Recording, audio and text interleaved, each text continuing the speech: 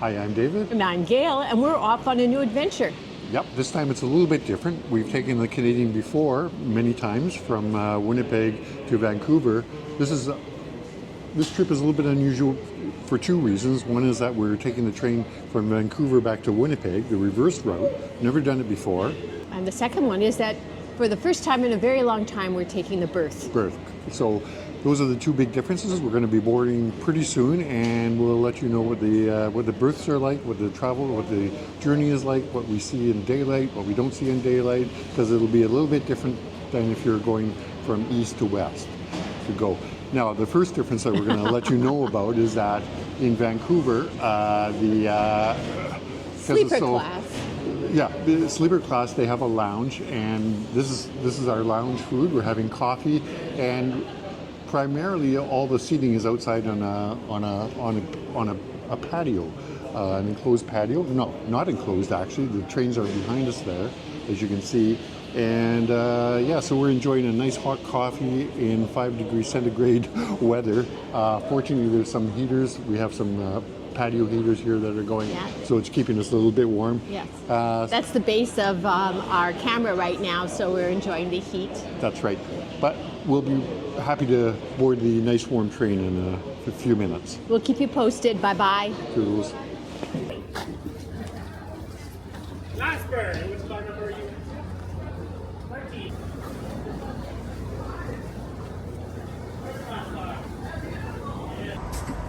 Well, we hadn't even started moving, and David and I were already up in the park car in one of the scenic domes. So the park car is it's actually called the Prestige Park Car, and it's at the very tail end of the train. It's quite a luxurious thing.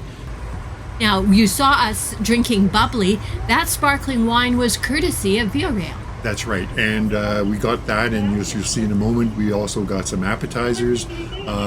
This is available not only in the Prestige Park Car, but also in the Skyline Car, which is another dome car that's a little further up the train.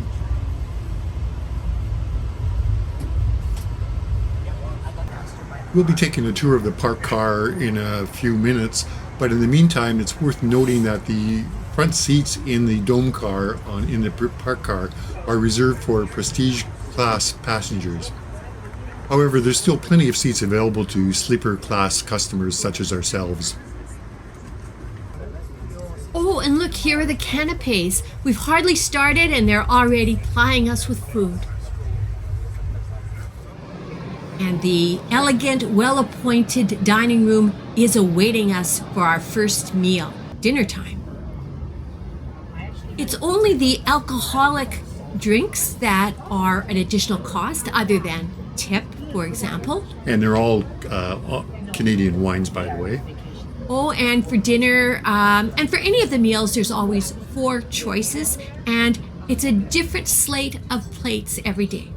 So this is my butternut squash soup, and I'm having the rack of lamb. And I had the maple Dijon chicken, moist and succulent.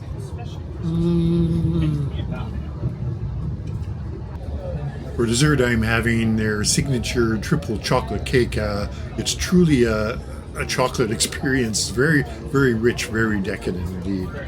Maybe less decadent is the carrot cheesecake. It's the next morning, Saturday, and we find ourselves halfway between Vancouver and Edmonton, approaching Mount Robson, the highest point in the Canadian Rockies. It's some spectacular scenery around here. It's a nice place to wake up for sure.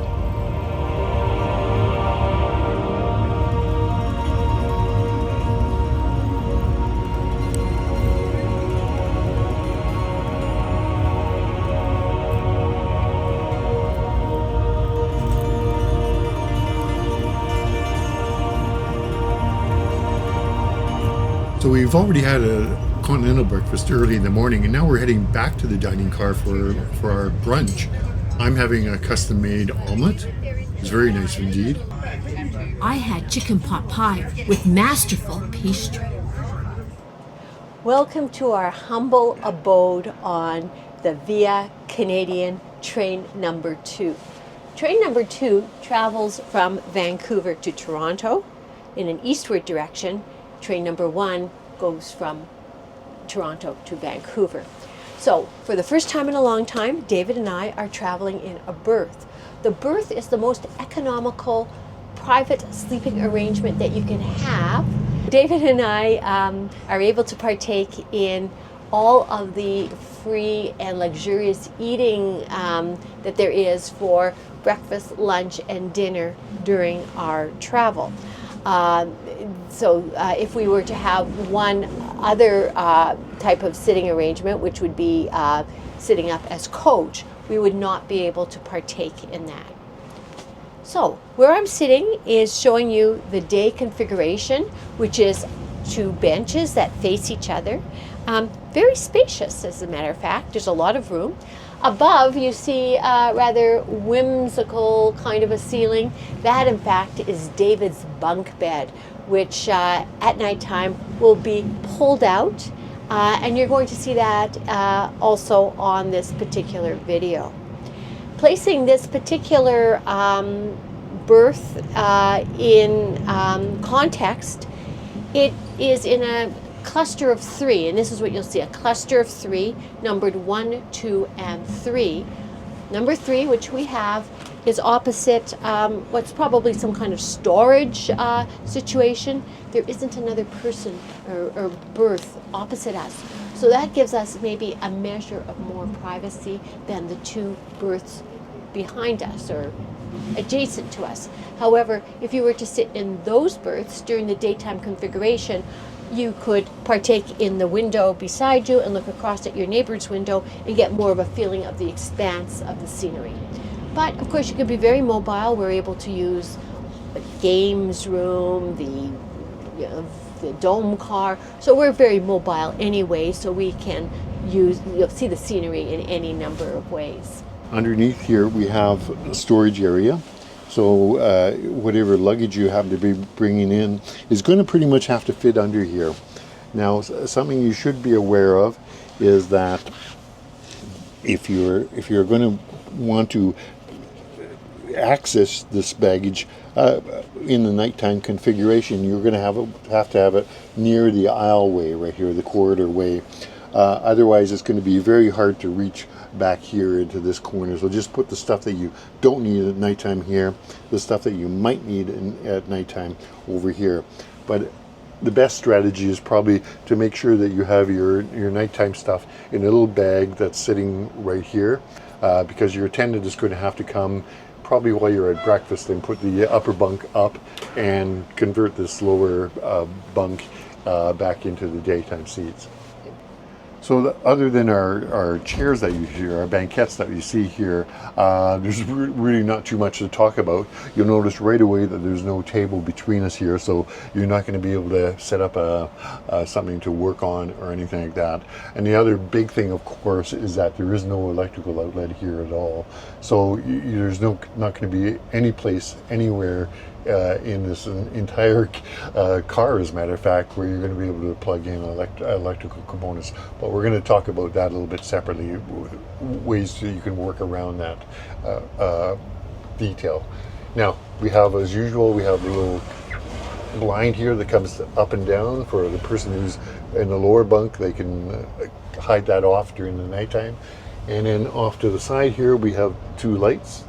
There's one here that just turns on and off, another one on the other side. You can see there's little mirrors on both sides as well.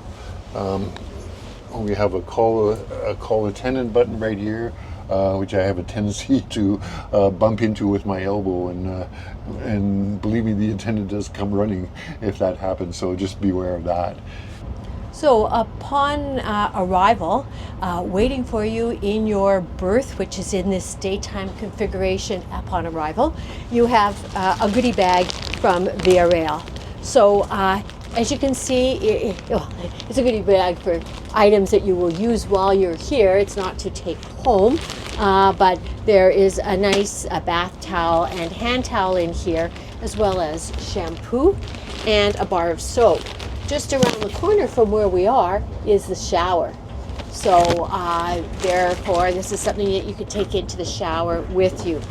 There are additional hand towel and face cloth that they have loose, which is also very nice. I think that's it. What you're going to find is David will show you the little goodies that are left for you at nighttime, but that will be just a little later.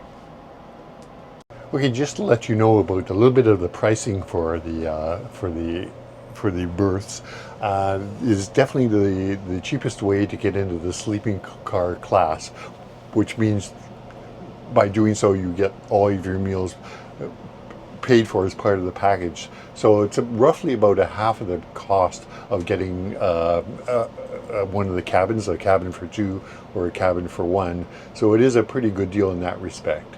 Now, when you're booking your berth, you have an option of booking. Well, you're automatically going to be booked for an upper berth if you book online.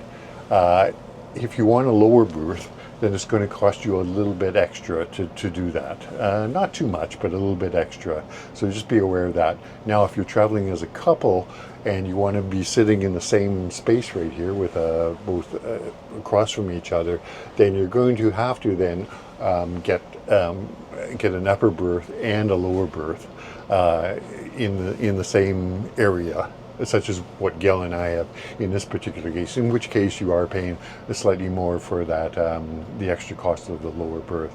So that's just a little something to bear in mind.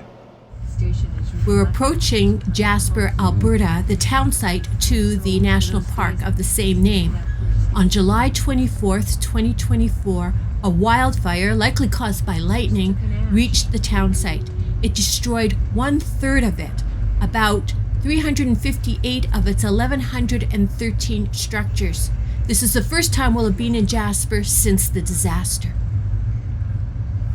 Jasper is a major stopping point for the Canadian, and you used to get about an hour here to roam around town.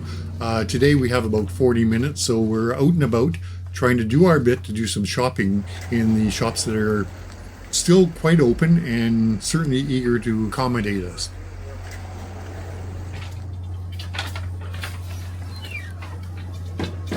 So as you can see, the train station as well as the shops just across Connaught Drive from the train station have survived pretty much intact. However, as we work our way south down the street, we start to see businesses that have closed down, that are either burnt partially or totally disappeared due to sparks that have basically crossed over into the town and burnt out sections of the business district. And they're just waiting to be rebuilt. However, as we work our way further south, we start to find that there's even more destruction caused by the wildfire. That Esso station, which you see here, used to be a landmark for us in our walks. And beyond that is a residential neighborhood. In all, over 800 housing units were destroyed. Luckily, critical infrastructure was saved, including the CNR's main transcontinental line on which our train runs, and the historic 1925 train station. So we did our shopping, but we really had to hustle back to get to the train. 45 minutes goes pretty fast.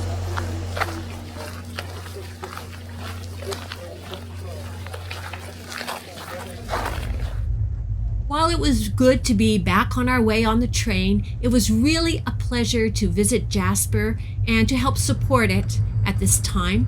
What was new for us was the fact that we were traveling from west to east on the Via Canadian. Normally when we come the other way, we reach Jasper at about 6 o'clock in the morning. It's dark and we can't do any shopping at all. So the only downside was 40 minutes was just not quite enough.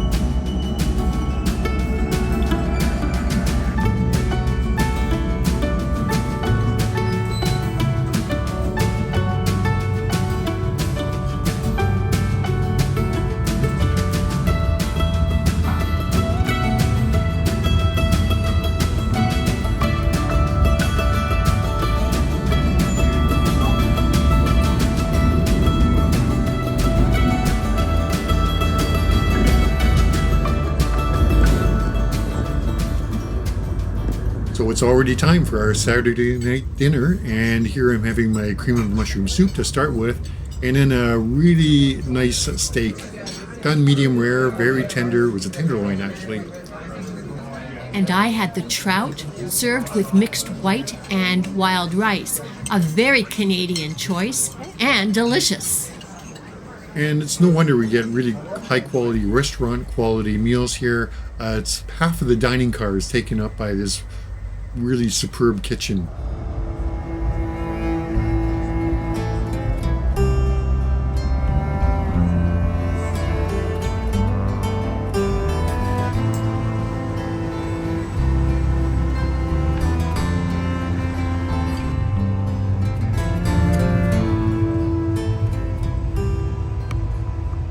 While we were having supper, our car attendant had converted our banquette into 2 berths.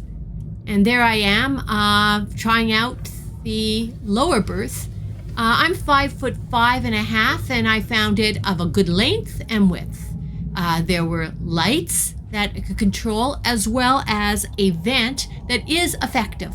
So I'm in the upper bunk, and I get there by climbing this ladder that is actually in the corridor of the train, which runs down the center of the train car.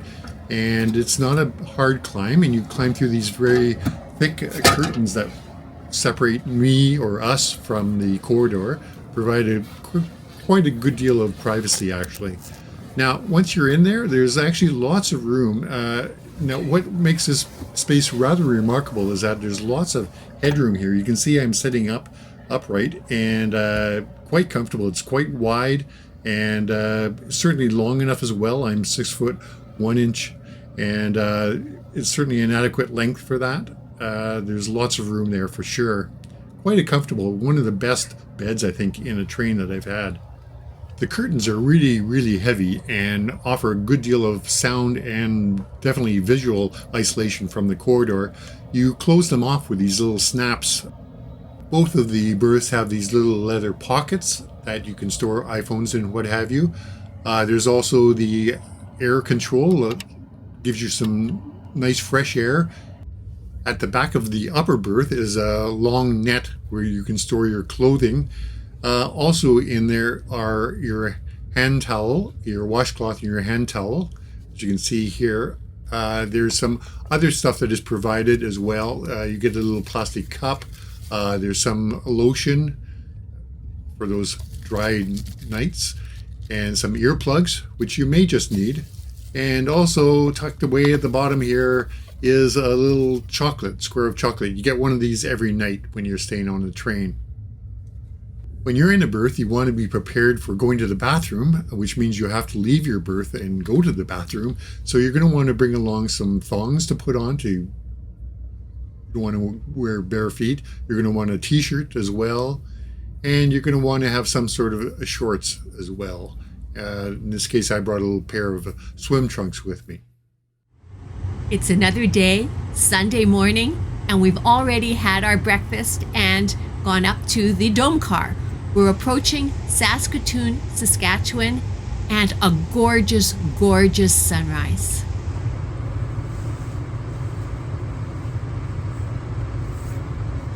So I think it's time for me to take a shower. It's been a couple of days. My hair's looking kind of matted and unkempt, so that's what I'm going to do right now. I'm going to step into the shower stall, which is just around the corner from where our bunks are. So let's get into this space. It's quite nice actually.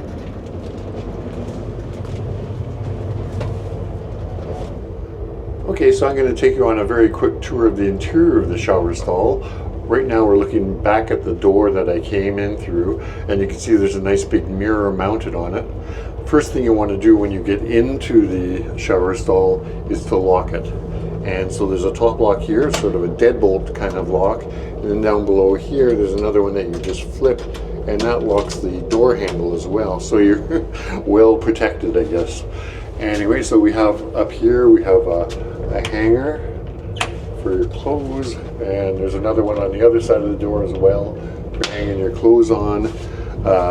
There's a little seating area down here, right there, and you can see my bag of towels and shampoo and what have you are in there. There's a little place where you can put your watches and what have you, your shampoos and that kind of thing. And then after you finish, you dispose of your towel inside this, so you don't take it back out with you. And then on the other side, there's a little bit of a garbage can right here as well, and a grab handle. That's pretty important at times on these trains. There's a shower stall itself is just a fairly nice little unit, and you can see it's got, again, a grab bar there, a fixed shower head, and then down below here are the controls that we have. So right here we have the temperature control, and you just adjust that with a lever, and then you push this button right here, which will turn on the water for a set amount of time. And I guess you just keep pressing that as long as you need it to complete your shower duties. And I think that's pretty much it. In our sleeping car, there are separate men's and women's washroom. This is a little tour of the men's washroom. Pretty clean, and it stayed clean throughout our trip, which is quite nice. Toilet, obviously, there you lock yourself in here, secure your privacy. There's a single temperature tap here, but the water does stay going after you pressed it, which is kind of a nice feature. There's hand sanitizer as well as a hand soap dispenser, paper towels, lots of cups, shampoo, and bars of soap as well. And similarly, here is the women's washroom. I think I was only using it with another woman. It was extremely clean and pleasant. Welcome to the Skyline car. Dare I say, midship on the train. This is the lounge, a nice place to relax. And then upstairs, there is one of the two dome cars or dome areas. In this area, there are a lot of activities. Right now it's quiet. People are reading or watching the scenery go by. But there are often events, for example, beer tasting, wine tasting. There was even a wine tasting with bingo event. Below the dome area in the Skyline car, there is a coffee station with coffee, tea, water, cookies. They're always available. And then there's also a schedule that marks the events that take place in this car. At the back of the Skyline car is the cafe-style dining area. Now, as I mentioned, if you're in the berths, there is no electrical outlets there, so you have to make do with the electrical outlets that are in this particular area. And here I've got my extension cord plugged into a big battery. There's also another plug near the washroom in the lounge area of the Skyline car that can be used as well. Other than that, that's pretty much it. Unless you go to the Bullet Lounge in the park car, in which case there's lots of outlets there. As you can see here, we've got it plugged in right by one of our seats, so you can plug in all your adapters and your phones and what have you, and you could even leave them there for a long time. At the very end, there's another little area where you can set up your phones and batteries and what have you. In the winter months, you can leave your equipment here to charge overnight. The Prestige Park Car has a coffee area as well here, and down below there's a full service bar where you can purchase beer and wine and what have you. Up above there's a dome car area. Be aware that the Prestige car is primarily designed to service Prestige customers and is only available during the winter time on a full-time basis for sleeper car members.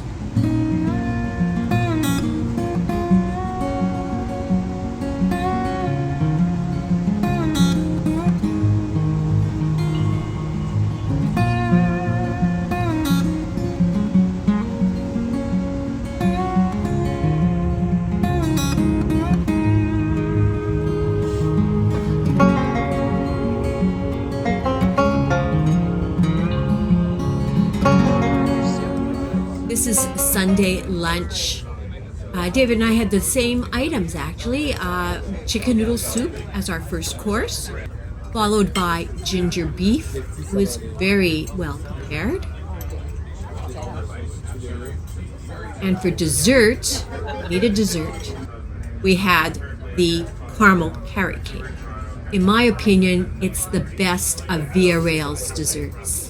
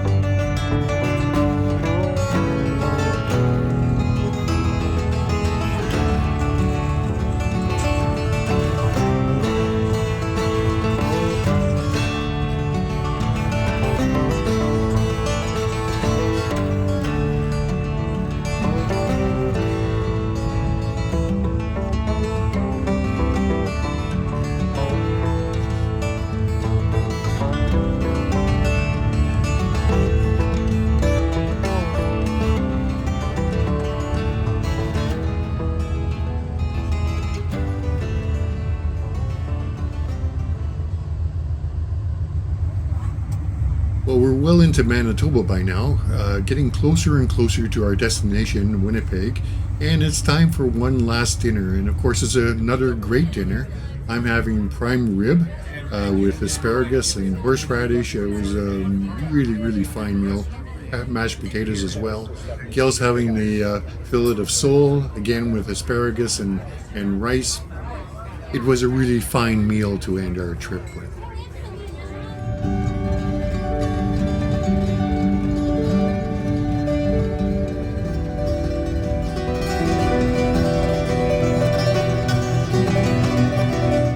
So here we are. We're just getting into Winnipeg now. Great night, very cold of course, and we're heading through the suburbs, heading right downtown. It's sort of sorry to see the trip end, but it's been a good one. It has been, and call me a homer, but I think the approach into Winnipeg, the downtown Union Station, is really dazzling and a highlight of the trip. We're just passing over the Assiniboine River, which has been converted into a giant ice rink. The longest skating rink in the world. This is the Fork, so that if you're taking this train and you have a stopover in Winnipeg, as you will, then this is a place to drop into. It's a really lively place to spend some time during your 1 to 2 hour stopover in Winnipeg. But not right now because it's late. So here we are. We've end of another rail adventure. Yes, we're back in Winnipeg. Right now, it's a minute past midnight on the Monday after the Friday that we began our journey from Vancouver to Winnipeg by Via Rail. Right. So all things considered, we didn't do too bad. The train was supposed to arrive here at 10 p.m. It actually got here around 11:30 or so, and then we had to wait to get our baggage, of course, after that. But now we're ready to head back to our house. I think we enjoyed our trip, though, on the Canadian. Yeah. It is a treat. We do this every sure. Christmas time, and I think it's a highlight of the year. And this is the first time in the reverse direction, going from Vancouver to Winnipeg, and I think we enjoyed it quite a bit, didn't yes. we? Well, we saw some different scenery. For example, we saw the Rockies, which we hadn't really seen in daylight, as well as a lot of the prairies, That's which right. we sleep through when we're coming the opposite way. For sure, and we really enjoyed the prairies. It was sort of like home for us, and we enjoyed the minimalist quality of the prairie Yes. environment. Very white with a beautiful, beautiful winter sky. We had magnificent sunrise and sunset, which hopefully has been captured and we'll be able to see on film. That's That's right. So I hope you enjoyed the journey with us, and you maybe got some ideas about your own trip on the Canadian, either going from Toronto to Vancouver or reverse direction. And I guess until the next adventure, we're gonna head home and get some badly needed sleep. Yes. So bye-bye. Thank you very much for your continued support. Please don't hesitate to subscribe if you haven't already to Travel Intently. That's right. Bye-bye.